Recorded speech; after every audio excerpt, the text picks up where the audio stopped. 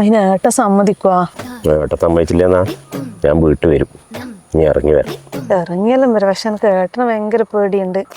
ഏട്ടനൊന്നും പ്രശ്നമില്ലാന്ന് ഞാൻ ശരിയാക്കാം. നീ നിന്റെ സ്വർണം തിരിച്ചു കൊടുക്കണേ. പറ്റുമെങ്കിൽ അമ്മേൻ്റെ കൊടുത്തു. ഏട്ടെ ഏത് ഏട്ടൻ? ആ ഏട്ടൻ്റെ കാര്യമല്ലേ പറയുന്നു. ഇവിടെ ഓടുന്നു.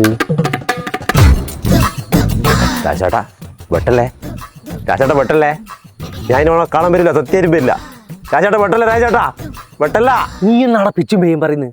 നിനക്ക് വേണ്ടിയിട്ട കരിക്കായത് വേണ്ടിക്ക് ചെത്തി കുടിക്ക്. ആ ഇപ്പം തന്നെ ആരെങ്കിലും ബന്ധിട്ടുണ്ടെങ്കിൽ അയാളെന്നെ കൊല്ലും കേട്ടാ. ഓളെ കഴിക്കൊന്നും നടക്കൂല. നമ്മുടെ നെഞ്ചിലാകെ അനുരാഗ കരിക്കിൻ വെള്ളം. പിന്നെ എൻ്റെ നെഞ്ചിൽ തീയാണ്. നീ എന്തെങ്കിലും ഒരു വഴി പറഞ്ഞു തരുവാ എനിക്ക് ഓളെ കഴിക്കേ. എടാ അതിനുള്ള വഴിയാന്നിത്. ഇത് നീ പിടി. അനക്ക് വേണ്ട. എടാ ഇത് കരിക്കല്ലടാ. അനക്ക് എന്തേലേ തോന്നിനി ഇത് തേങ്ങയാണ്. ഓ എടാ ഇതാണ് നിന്റെ ഹൃദയം. അങ്ങനെ കരിക്ക് കൊടുത്തിട്ടാ ഞാൻ എൻ്റെ ഓളെ വിളിക്കുന്നത്. അത് കഥ എനിക്കറിയോ?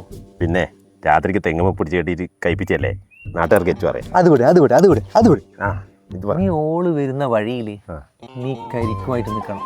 ദാഹിച്ചു വരുന്ന ഓൾക്ക് ഈ കരിക്ക് അങ്ങോട്ട് നീട്ടുക. ഇങ്ങനെ കൊടുക്കും. അവളങ്ങ് കുടിക്കാൻ തുടങ്ങുമ്പോൾ അപ്പോൾ ഒരു സ്ട്രോ ഇട്ട് കൊടുക്കുക. ആടി ഏടുന്നാടെ സ്ട്രോ. ആ പോട്ടെ പോട്ടെ. ആ എന്നിട്ട് പറ. അവളോട് മെല്ലെ മെല്ലെ നിന്റെ അനുരാഗം അങ്ങോട്ട് പറയാം.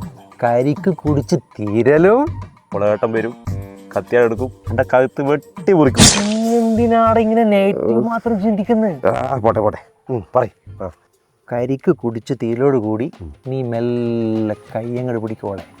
പിന്നെ നിന്റെ സ്വപ്ന ലോകത്തും പോയിക്കോളാ, ജീവിച്ചോടാ. അത് ഐഡിയ കേട്ടാ. ആ നടക്കൂലേ? ഇത് നടക്കും. വാ ഇന്ന് ഞാൻ അവളോടെല്ലാം പറയൂട്ടാ.